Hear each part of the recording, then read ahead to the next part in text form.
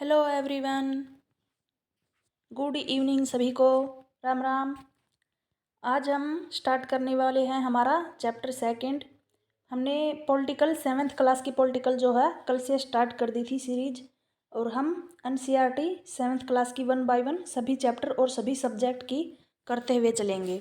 आज हमारा second chapter है। कल हमने पहले चैप्टर में पढ़ा था समानता के बारे में, समानता और असमानता के बारे में। आज हम पढ़ने वाले हैं हमारे सेकंड चैप्टर में स्वास्थ्य के बारे में, और इस स्वास्थ्य में सरकार की क्या भूमिका है, निजी तौर से और सार्वजनिक तौर से किस तरह से लोगों को, जैसे सरकार जैसे लोगों को स्वास्थ्य सेवाएं प्रदान कर रही है।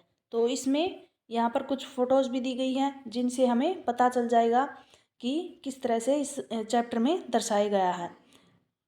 हमारा चैप्टर होगा स्वास्थ्य के बारे में। तो जानिए लोकतंत्र के बारे में। लोकतंत्र में लोगों की क्या अपेक्षाएं रहती हैं? सरकार उनके कल्याण के लिए कार्य करे।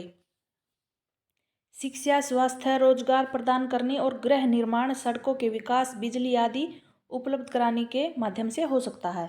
यानी कि लोकतंत्र के हिसाब से लोगों में हमारा देश कैसा है, लोकतांत्रिक। तो इसमें सरकार की क्या भूमिकाएं होती हैं? लोगों को अच्छे रोजगार दे, अच्छी तरह से सड़कें, गांव का विकास हो, बिजली हो, हर तरफ पानी की पूर्ति हो, सड़कों का अच्छे से निर्माण हो, विकास हो। ये सभी लोग क्या है, अपेक्षा करते हैं सरकार से। इस अध्याय में हम स्वास्थ्य के अर्थ और उससे संबंधित समस्याओं के बारे में जान लेंगे। इस अध्याय के उपशीर्षकों को देखिए, यानी कि ऊपर जो दिए गए हैं वहाँ उपशीर्षकों को देखिए, और आपके विचार में यह विषय सरकार के किस प्रकार से काम से जुड़ा हुआ है। यानी कि यहाँ पर फोटोज भी दी गई हैं, इनसे हम पहचान ले। यहाँ पर कोई एम्बुलेंस का चित्र है, कहीं भी पुलिस का, या फिर ये महिलाएं हैं गांव में अच्छा खाना न मिलने की वजह से, या फिर कहीं पर जैसे बीमारियां फैल जाती हैं कूड़ा कचरा होने की वजह से, इस वजह से भी बीमारियां ज़्यादा फैलती हैं। इस तरह से कई चित्र दिए गए हैं। स्वास्थ्य क्या है? सबसे पहले हम किसके बारे में जानेंगे कि स्वास्थ्य होता क्या है। ये देखिए, स्वास्थ्य के बारे में हम अनेक प्रकार से सोच सकते हैं। स्वास्थ्य का अर्थ क्या है? हमारा बीमारियों और चोट आदि से मुक्त रहना। लेकिन स्वास्थ्य केवल बीमारियों से संबंधित नहीं होता। आपने उपयुक्त कोलाज यानी कि फोटोओं के माध्यम से केवल कुछ स्थितियों को ही स्वास्थ्य से जोड़कर देखा होगा, प्राय हम ध्यान नहीं देते कि उपयुक्त यह स्थिति, हर स्थिति का संबंध स्वास्थ्य से है। बीमारी के अलावा हमारे लिए उन कारणों पर भी विचार करना आवश्यक है जो हमारे स्वास्थ्य पर प्रभाव डालते हैं। यानी कि बीमारियों के अलावा वे कारण जिनकी वजह से हम बीमार होते हैं। उदाहरण के लिए, यदि लोगों को पीने के लिए स्वस्थ पानी, प्रदूषण रहित मुक्त वातावरण मिले तो वे सामान्यतः स्वस्थ रहेंगे। और दूसरी ओर, यदि उन लोगों को भरपेट भोजन न मिले अथवा उन्हें घुटन भरी अवस्था में रहना पड़े तो उनका बीमार पड़ना क्या है, संभावना अधिक हो जाती है, बीमार अवश्य पड़ेंगे। हम सब चाहते हैं कि हम जो भी कार्य करें चुस्ती से करें, तंदुरुस्ती से करें, ऊंचे मनोबल के साथ करें। सुस्त और अकर्मण्य रहना, चिंताग्रस्त होना और लंबे समय तक डरे सहमे रहना स्वस्थ जीवन के लक्षण नहीं होते हैं। हम सबको तनाव मुक्त यानी चिंता से दूर रहना, प्रसन्न रहना, खुश रहना, हमारे जीवन की ये सभी पहलू स्वास्थ्य के एक हिस्से में ही आते हैं। यानी हम मनुष्य अगर खुश रहेगा तो वो अच्छे से ही अपना काम और अपने सभी कामों पर ध्यान दे पाएगा। इस वजह से मनुष्य का स्वस्थ रहना भी स्वास्थ्य पर काफ़ी प्रभाव डालता है। भारत में स्वास्थ्य सेवाएं, आइए हम जानते हैं। भारत में स्वास्थ्य सेवाओं के कुछ पहलुओं का परीक्षण करें। यहाँ पर दी गई तालिका के प्रथम और द्वितीय स्तंभों में दिखाई गई स्थितियों की तुलना कीजिए। यहाँ पर स्तंभ दिए गए हैं, देखिए। संसार संसार भर में सर्वाधिक चिकित्सा महाविद्यालय हैं और यहाँ पर सबसे अधिक डॉक्टर तैयार किए जाते हैं। लगभग हर वर्ष 30,000 से अधिक डॉक्टर योग्यता प्राप्त करते हैं। यहाँ पर क्या दिया गया है? भारत के अधिकांश डॉक्टर शहरी क्षेत्रों में बसते हैं। यानी कि यहाँ पर दिए गए हैं भारत में, संसार में भारत में सबसे अधिक चिकित्सा महाविद्यालय हैं, और यहाँ पर कितने डॉक्टर हर वर्ष, यानी कि 30,000 के ऊपर के डॉक्टर जो है तैयार हो जाते हैं। लेकिन ये डॉक्टर क्या करते हैं? शहरी क्षेत्रों में बसते हैं। ग्रामवासियों को डॉक्टर तक पहुंचने के लिए लंबी दूरी तय करनी पड़ती है, और ग्रामीण क्षेत्रों में जनसंख्या के मुकाबले डॉक्टरों की संख्या काफ़ी कम है। यानी कि डॉक्टर काफ़ी ज़्यादा जो है तैयार होते हैं, लेकिन वो सबसे ज़्यादा कहाँ रहते हैं? शहरी इलाकों में, जिससे गाँव के लोगों को जो है अच्छी सुविधाएं नहीं मिल पाती। पिछले वर्षों में स्वास्थ्य सेवाओं की सुविधा में काफ़ी वृद्धि हुई है। सन 1950 में भारत में केवल 2717 अस्पताल थे और 1991 में 11,100 74 अस्पताल थे और सन 2017 में यह संख्या बढ़कर 23,000 से 583 हो गई थी। यानी कि संख्या लगातार अस्पतालों की बढ़ती चली गई। भारत में करीब 5 लाख लोग प्रति वर्ष तपेदिक यानी कि टीबी से मर जाते हैं। अब देखिए 5 लाख लोग हर साल टीबी की वजह से मर जाते हैं। स्वतंत्रता प्राप्ति से अब तक इस संख्या में कोई परिवर्तन नहीं हुआ। यानी कि अस्पताल बढ़ गए, डॉक्टर बढ़ गए, लेकिन की जो टीबी की बीमारी थी जिसकी वजह से लोग मर रहे थे वो संख्या उतनी की उतनी है। हर वर्ष मलेरिया के लगभग 20 लाख मामलों की रिपोर्ट प्राप्त हुई। यह संख्या कम नहीं हो रही। किस वजह से कम नहीं हो रही ये आप खुद ही सोचो। भारत में विदेशों से बहुत बड़ी संख्या में इलाज कराने के लिए चिकित्सा पर्यटक आते हैं। वे उपचार के लिए भारत के कुछ ऐसे अस्पतालों में आते हैं जिनकी तुलना संसार के सबसे अच्छे अस्पतालों में की जाती है। यानी कि दूसरे देशों से भी डॉक्टर आते हैं यहाँ पर। हम सबको पीने का स्वस्थ जल उपलब्ध नहीं करवा पा रहे। संचारणीय बीमारियां पानी के द्वारा एक दूसरे को लगती हैं। इन बीमारियों में से 21% बीमारियां जल जनित होती हैं। यानी कि जल के द्वारा कितनी प्रतिशत बीमारियां हैं? 21%, जिसमें हैजा, पेट के कीड़े और हेपेटाइटिस भी शामिल हैं। ये देखिए भारत विश्व का दवाइयों निर्मित करने वाला तीसरा बड़ा देश है। कौन से नंबर का है? तीसरा। और यहाँ से भारी मात्रा में दवाइयों का निर्यात किया जाता है भारत से। भारत के समस्त बच्चों में से आधों को खाने के लिए पर्याप्त भोजन भी नहीं मिलता और वे अल्प पोषण के शिकार होते हैं। यानी कि कितनी तरक्की कर ली, डॉक्टर बन गए, अस्पताल कितने ज़्यादा संख्या बढ़ गई है, लेकिन जो बीमारियां पहले थी वो आज भी उतनी की उतनी है, उनका कोई इलाज नहीं हो रहा। तो बीमारियों से बचाव और उनके उपचार के लिए हमें उचित स्वास्थ्य सुविधाएं चाहिए, जैसे कि स्वास्थ्य केंद्र, अस्पताल, परीक्षणों के लिए प्रयोगशालाएं, एम्बुलेंस की सुविधा, ब्लड बैंक आदि, जो मरीजों को आवश्यक सेवाएं और देखभाल उपलब्ध करा सके। ऐसी सुविधाओं की व्यवस्था को चलाने के लिए हमें स्वास्थ्य सेवकों, नर्स, योग्य डॉक्टर और अन्य विशेषज्ञों की भी जरूरत पड़ेगी, जो परामर्श दे सकें, रोग की पहचान कर सके और इलाज भी कर सके। यानी कि हमें बीमारियों से बचाव के लिए स्वास्थ्य सेवाएं, अस्पताल, एम्बुलेंस मरीजों को आने जाने के लिए जो है अच्छे से सेवा प्रदान कर सके और उन सबको अच्छे सुचारू रूप से चलाने के लिए हमें जो है सेवकों यानी कि डॉक्टरों, नर्स आदि की जरूरत पड़ेगी। मरीजों के इलाज के लिए हमें आवश्यक दवाइयाँ और उपकरण भी चाहिए होंगे। जब हम बीमार होते हैं तो अपने इलाज के लिए हमें इन सुविधाओं की जरूरत पड़ती है। इसमें बताया है कि हमें बीमार होने पर इंसान को किस किस चीज़ की अच्छे से जरूरत पड़ती है। भारत में बड़ी संख्या में डॉक्टर, दवाखाने और अस्पताल हैं। देश में सार्वजनिक स्वास्थ्य सेवाओं को चलाने का पर्याप्त अनुभव और ज्ञान भी उपलब्ध है। हाँ, ऐसे चिकित्सालय और स्वास्थ्य केंद्र हैं जिन्हें सरकार चलाती है। ये है सार्वजनिक केंद्र जिनको सरकार के द्वारा चलाया गया है। सरकार अपनी जनसंख्या के एक बड़े भाग की देखभाल करने में समर्थ है, जो सैकड़ों हजारों गाँव में फैली है। इस विषय पर हम बाद में अधिक विस्तार में चर्चा करेंगे। और साथ ही चिकित्सा विज्ञान में बहुत असाधारण प्रगति हुई है, जिसके चलते देश में इलाज की नई तकनीकी और विधियां उपलब्ध हैं। फिर भी दूसरा स्तंभ दिखाता है कि हमारे देश में स्वास्थ्य की स्थिति कितनी खराब है। यानी कि हमने 2 स्तंभ पढ़े थे कि डॉक्टरों की संख्या बढ़ गई और हमारे देश में कितनी तरक्की कर ली, लेकिन जो बीमारियां थी वो किस वजह से कम नहीं हो रही। देश में स्वास्थ्य की स्थिति कितनी खराब है। उपयुक्त सकारात्मक विकास के बाद भी हम जनता को उचित स्वास्थ्य सेवाएं देने में असमर्थ हैं। यह विरोधाभासजनक स्थिति है जो हमारी अपेक्षाओं के विपरीत है। हमारे देश के पास पैसा है, ज्ञान है, अनुभवी व्यक्ति हैं, फिर भी हम सबको आवश्यक स्वास्थ्य सेवाएं देने में असमर्थ हैं। हम इस अध्याय में इसके कुछ कारणों के बारे में भी जानेंगे। यानी कि क्या कारण है जिनकी वजह से हमारे पास अच्छे अस्पताल, अच्छे डॉक्टर और अच्छी सारी चीज़ें होने के बाद भी हम अच्छे से लोगों का यानी कि इलाज नहीं कर पा रहे। ये यहाँ पर एक स्टोरी दी गई है, ये आप पढ़ लेना जब एनसीईआरटी की पीडीएफ डाउनलोड करो। सार्वजनिक और निजी स्वास्थ्य सेवाएं में क्या हैं, इनके बारे में हम जानेंगे। सार्वजनिक और निजी स्वास्थ्य सेवाएं।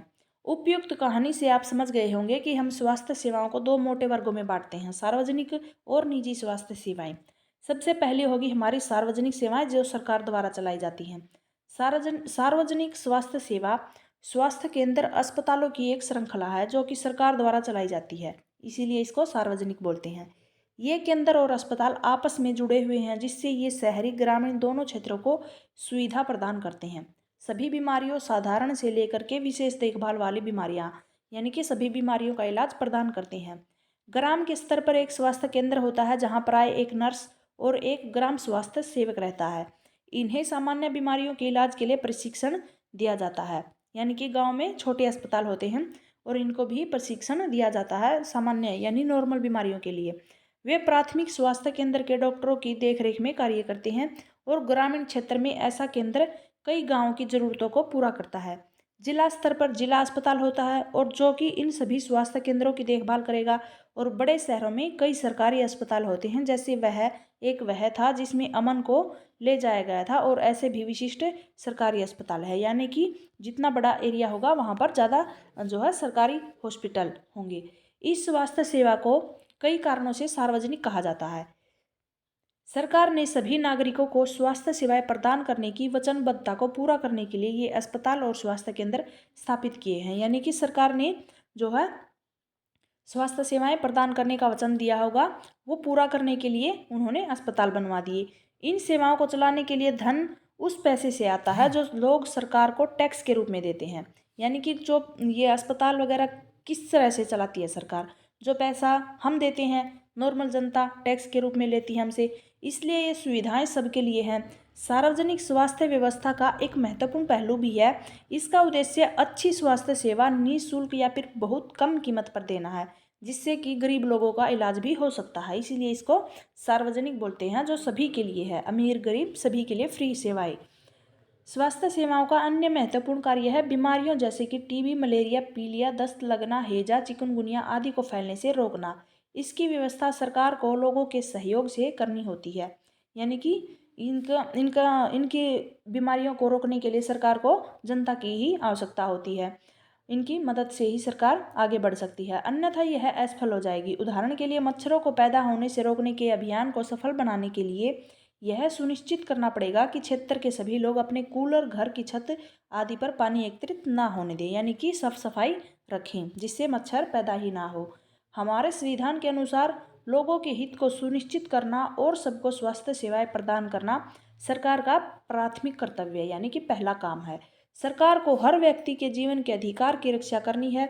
यदि कोई अस्पताल समय पर व्यक्ति को इलाज नहीं प्रदान कर रहा, यानी कि कोई भी अस्पताल व्यक्ति को समय पर इलाज नहीं कर दे रहा है, तो इसका क्या तात्पर्य है कि उसे जीवन की सुरक्षा नहीं दी जा रही। अदालत ने यह भी कहा है कि यह सरकार का कर्तव्य है कि वह मरीजों को आवश्यक सेवाएं दे, जिससे आकस्मिक इलाज की सुविधा भी सम्मिलित हो। इसमें क्या क्या है, यानी कि एकदम से इलाज करना पड़े तो किसी भी प्रकार की रुकावट ना हो, आकस्मिक इलाज।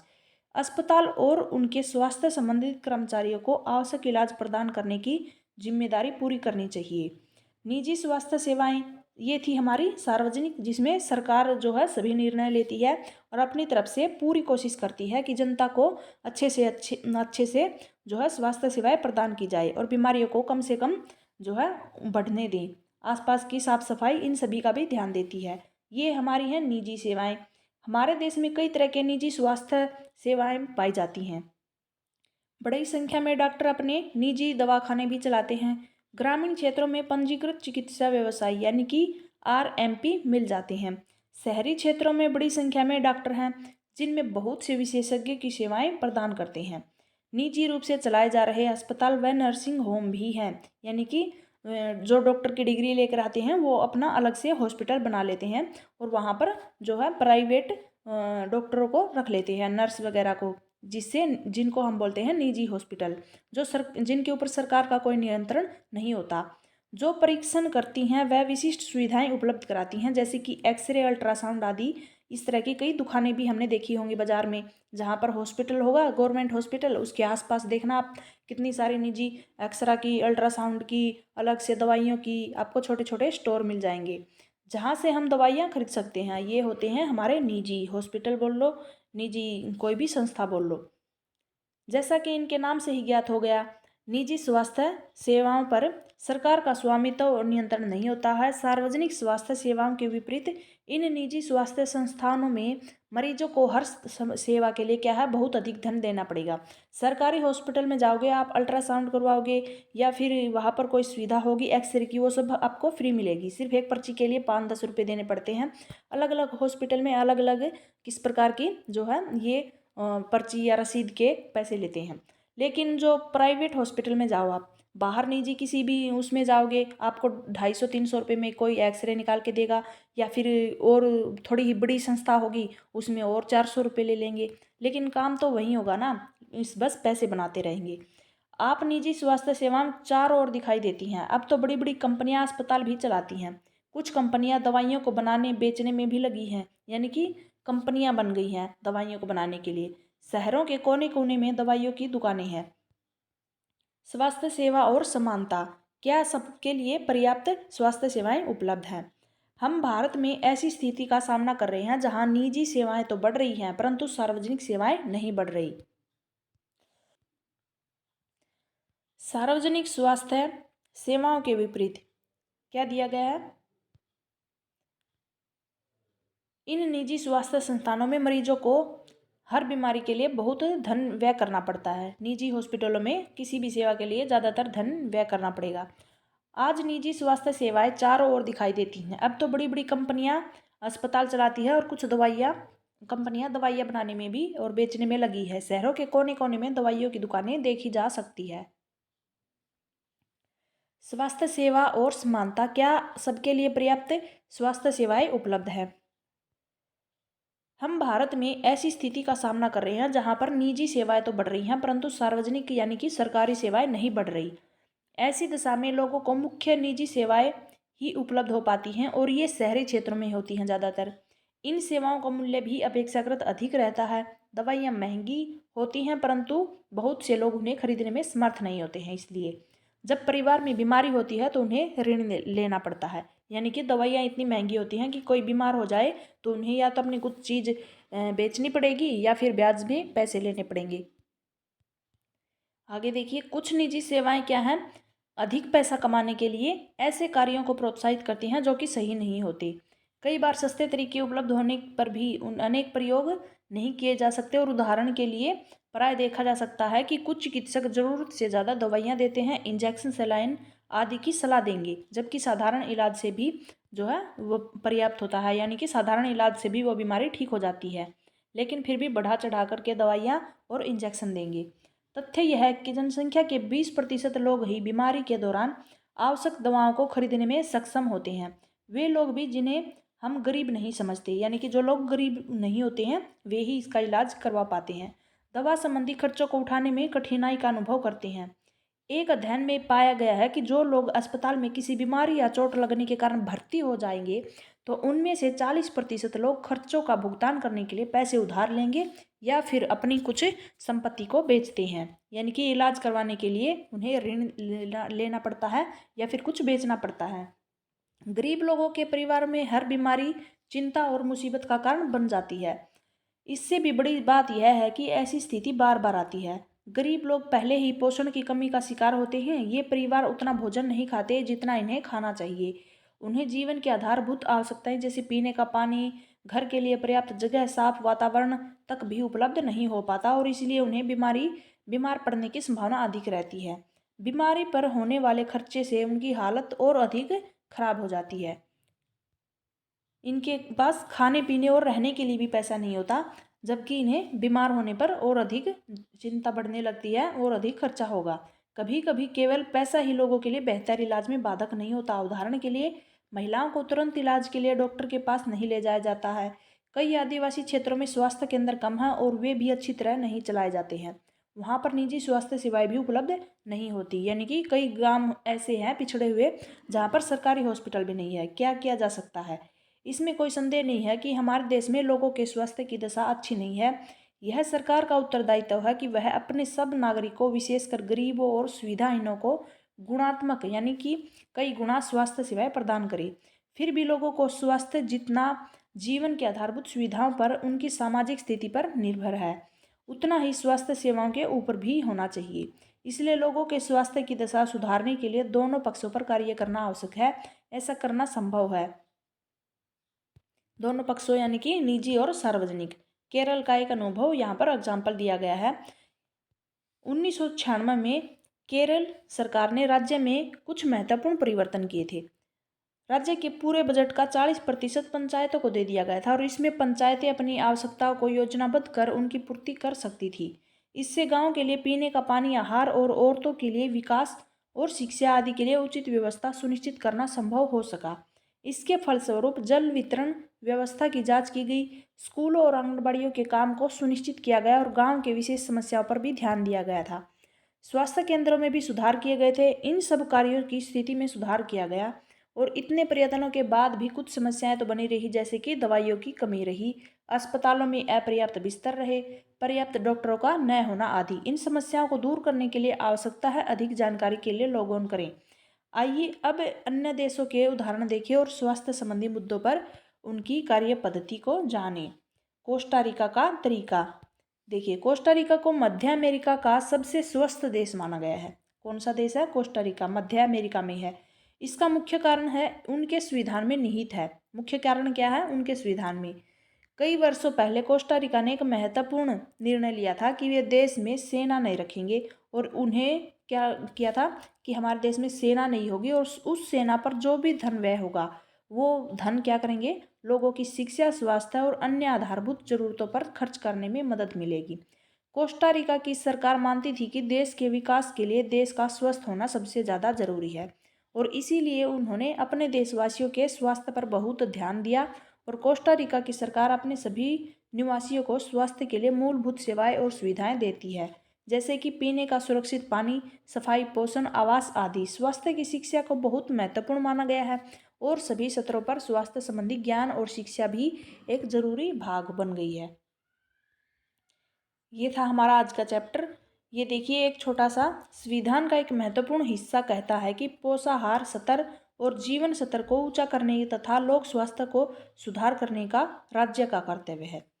पोषण स्तर को, जीवन स्तर को ऊंचा करने में किसका कर्तव्य है? राज्य का ही कर्तव्य है। ये हमारा शब्द संकलन, यहाँ पर कुछ शब्द दिए गए थे बीच बीच में जिनका हमें मतलब ठीक से नहीं पता होता, तो ये जान लेते हैं हम। सार्वजनिक का क्या मतलब होता है?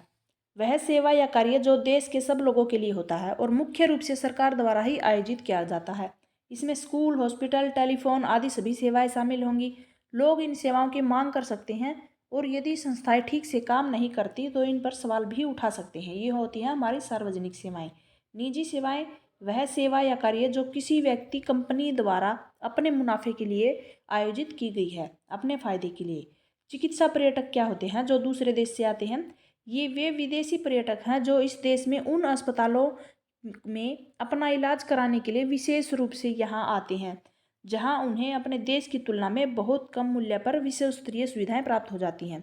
यानी कि वे बीमार व्यक्ति होते हैं जो कि जिन्हें क्या होता है, अपने देश में महंगी फैसिलिटीज़ होती हैं, इस वजह से वो हमारे देश में कम पैसों में ही अच्छा इलाज करवा लेते हैं। वे होते हैं चिकित्सा पर्यटक। संचारणीय बीमारियां वे बीमारियां होती हैं जो एक व्यक्ति से दूसरे व्यक्ति को कई माध्यमों से संचारित हो जाती हैं, यानी कि एक दूसरे को छूने से फैलती हैं, जैसे पानी, भोजन, हवा इत्यादि बीमारियां। ओपीडी होती है, यह आउट पेशेंट डिपार्टमेंट या फिर बाह्य रोगी विभाग हिंदी में का संक्षिप्त रूप है। अस्पताल में किसी विशेष वार्ड में भर्ती होने से पहले रोगी ओपीडी में जाते हैं। नैतिक उपचार यानी नैतिक आचार, किसी व्यक्ति के व्यवहार को प्रभावित करने वाले नैतिक सिद्धांत।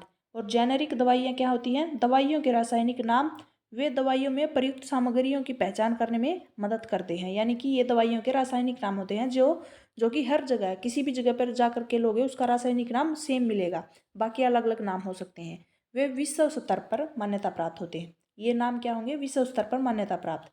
उदाहरण के लिए एसिटाइल सैलिसिलिक एसिड एस्पिरिन का जेनेरिक नाम है।